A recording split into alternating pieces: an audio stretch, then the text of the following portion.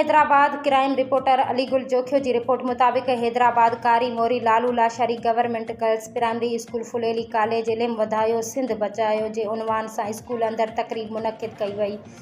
उन मौके ते ॿारनि जा वालिदैन पिणु मौजूद हुआ। UC 15 जे chairman Azeem Khan Jatoi, Jawad Jatoi, young citizen association ऐं आपा शाकरा स्कूल जे स्टाफ जी अॻवानी में स्कूल जे सभिनी स्टूडेंट्स में सिंध गवर्नमेंट तरफ़ां मुहैया कयल किताब तक़सीम कया विया। उन मौके ते UC 15 जे अज़ीम खान जतोई पंहिंजे खिताब में चयो त असां शुक्रगुज़ार आहियूं सिंध हुकूमत जा जेकी असां सिंध वासियुनि जे ॿारनि जे मुस्तक़बिल लाइ बहितरीन इक़दामात मुयसर कनि था। आपा शाकरा आयल महिमाननि खे ख़िताब कंदे चयो त असांजी हर मुमकिन कोशिश हूंदी आहे त असां ॿारनि खे बहितरीन तालीम ऐं तरबियत ॾियूं जीअं हिननि जो मुस्तक़बिल बहितर खां बहितर थिए। उन मौके ते ॿारनि जे वालिदैन पिणु चेयरमैन अज़ीम खान जतोई ऐं आपा शाकरा जे कोशिशुनि खे ऐं महिनतनि खे साराहियो।